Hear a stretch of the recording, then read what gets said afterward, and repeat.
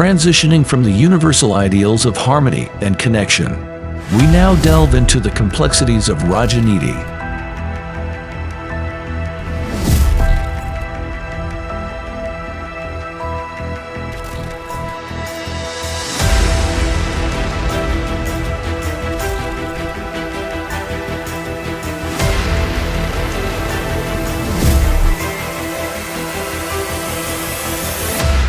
This segment lays bare the intricacies of global politics,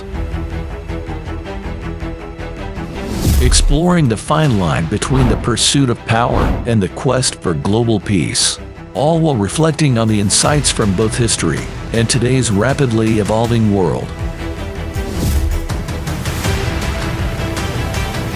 This exhibit uncovers His Holiness's perspectives on WMD, aka weapons of mass destruction, a pivotal component in the delicate equilibrium of power.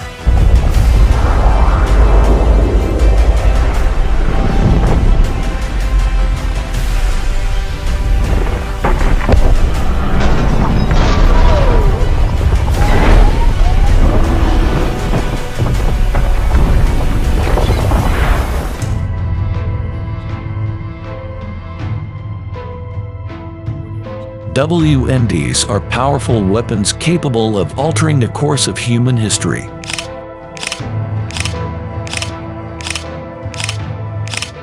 These weapons include nuclear, biological, radiological, and chemical arsenals that pose a significant threat to global safety. In this segment, a collection of tweets addressing issues such as the Unfair Non-Proliferation Treaty, NPT, ever-escalating arms race, and imperative concept of disarmament were on vivid display.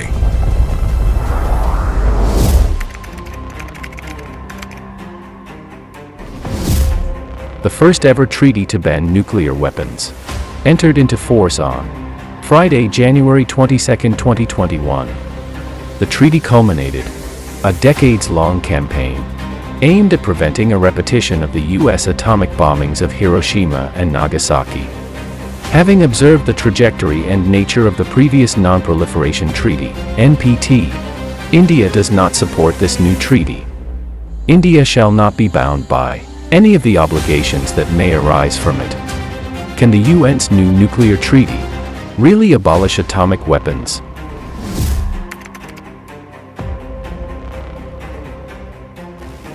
A POTUS rethink on resuming the Iran nuclear deal, as it could usher in a nuclear arms race in the Middle East. Dr. Henry Kissinger, can you rule out the possibility of nuclear race in the Middle East, amidst the absence of Iran deal? Wouldn't such an unstable and insecure situation fuel the nuclear arms race?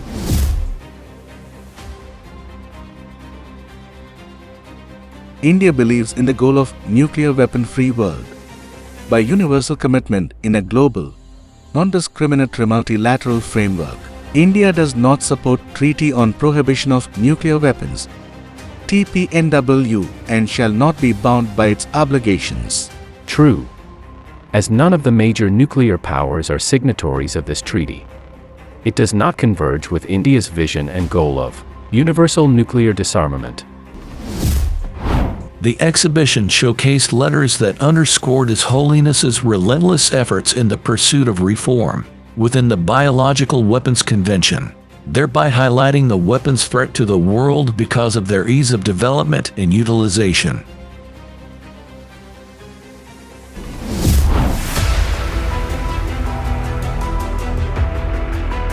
NPT, an arm twister. In conversation, Ms. Petal made a reference of NPT, pointing out that it was an outcome of long-run efforts. And similarly, amending Biological Weapon Convention is also a long-run task. On this reference, I would like to share some insights on the real nature of NPT. NPT was signed on July 1, 1968. The then Indian leaders were very much aware of the discriminative nature of the treaty, and as a result, India had decided not to be its signatory. We are willing for the banning of all atomic tests if everybody else agrees to it. Until today, she has maintained the same policy. If we view NPT and its course from lenses of 2020, the NPT has majorly functioned to restrict nuclear development for have-not nations, and has been used at multiple occasions against India as a tool to arm-twist India and her interests. I call on India to announce that it will conduct no further tests and that it will sign the Comprehensive Test Ban Treaty now and without conditions. Indian value, no first use.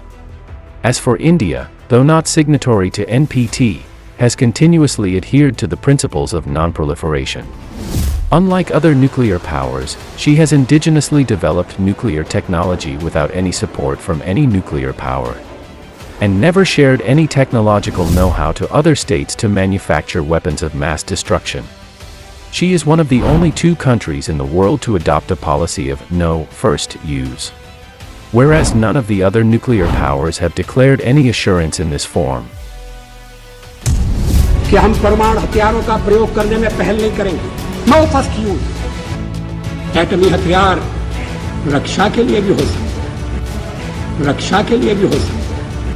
Biological Weapon Convention. I am concerned that if the planned amendment in Biological Weapon Convention follows the same trajectory, then just like NPT, this convention would also be a hollow promise without any material achievement. It would be worth observing here that the nuclear weapons are mostly beyond the range of smaller nations to procure, maintain, use and manage. But the bioweapons by its very nature are not so expensive, easy to develop, store, maintain, transport and use, allowing even small rogue states and faceless terror groups to own them, vouching for much higher precautions in convention. State of multilateral organizations. Further, I agree to Ms. Petal that these are long-term tasks which require enormous efforts and time to fructify. I am aware that today multilateral organizations are in bad shape, having undemocratic nature with uneven power distribution giving hegemonic and, at time arrogant veto power to few and no voice to others. Such state of multilateralism is not conducive for above referred multilateral actions. Trajectory for a post-COVID world order. As Dr. Henry Kissinger envisioned at the onset of pandemic, that world order will no longer be the same. And even recently EAM Dr. Jaishankar reiterated the same in AINTT address. Which, we can very well observe that in reality the world order is changing in big way. At this critical juncture, India can play a vital role in shaping fair and just multilateral organizations, enabling such multiple noble businesses to shape fair and just world order abundant with rare commodity, trust. It will be a great service to entire humanity which will align with India's Vasudhaiva Kutumbakam principles. हम राष्ट्र को भी एक परिवार के रूप में देखते हैं और विश्व को भी एक परिवार मानते हैं, वसुधैव कुटुंबकम।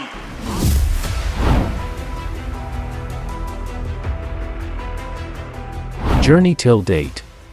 Historically, with the advent of destructive technologies, countries have started developing weapons of mass destruction like nuclear weapons, chemical weapons, etc. As and when the world became aware and realized that use of such weapons will lead to existential threat to humanity, global leaders raised their voices and stood in unanimity to ban, restrict such weapons. In earlier days of development of all mass destructive weapons, the category of chemical weapons was the easiest to develop, store and use.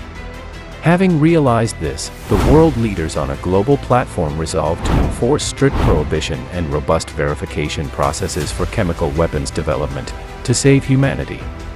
But, today a new category of mass destructive weapons is threatening the existence of the entire humanity. The biological weapons. De-risking catastrophic probabilities. Characteristically, like the chemical weapons, nowadays biological weapons too are not difficult to create, store and use. We ought to acknowledge that COVID-19 pandemic has given us all a very important and tough life lesson. China has identified the cause of the mysterious new virus. Coronavirus. There are fears a rapidly spreading virus has reached Australia. This is a rapidly emerging situation. That is, the entire humanity will be continuously under the threat of recurring pandemics. unless and until the global leaders both spiritual and temporal unite and act unanimously to strictly prohibit all forms of biological weapons and all acts connecting thereto. In the interest of saving humanity, I call upon the global leaders to ponder on this and work for a united and unanimous front at the United Nations to strictly prohibit biological weapons of all forms and all acts connecting thereto. The current and future generations will be grateful to all of us for helping humanity to come out of this catastrophe. Vasudhaiva Kutumbakam as the solution. In these challenging times, the most effective pearl of wisdom which may help to achieve the required global unity and cooperation is the idea of Vasudhaiva Kutumbakam, which means the world is one family. In today's context, this wisdom emanating from Indian religions has the potential to be the key for future course of fair, just and equitable world order. India is herself committed to this idea and has walked that path with the recent Vaccine Matri program. From the very outset, the Republic of India was a reliable partner and friend, whose assistance was critical to our pandemic response. Despite its own challenges and responsibilities, as just elucidated by our colleague Hugh, enabled by its advanced pharmaceutical capacity, India embraced a holistic and outward-looking vaccine diplomacy strategy.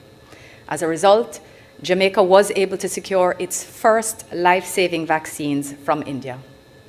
While others chose to withhold supplies, India's vaccine outreach exemplified its principles of equality and mutual benefit. We are deeply grateful and remain so to the government and people of India. With the values of Vasudhaiva Kutumbakam, all global leaders must collectively work to devolve a sustainable world to future generations. Responses received from Germany and influential figures, such as the Pope, acknowledged and endorsed this laudable initiative. Germany responds to Save Humanity campaign.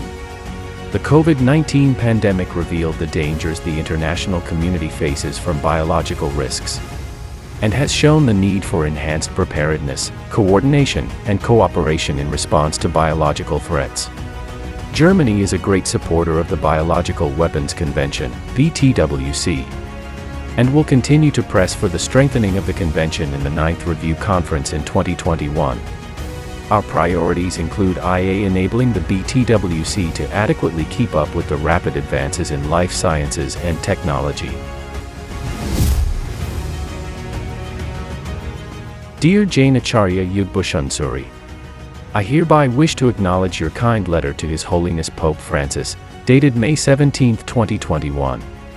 Your thoughts and concerns expressed in the letter, on the theme of global mantra to save humanity, are relevant in these times, when the whole world continues to grapple with the coronavirus pandemic-induced crises. If they are not urgently and adequately attended to, they may give rise, as you rightly note, to recurrence of pandemics.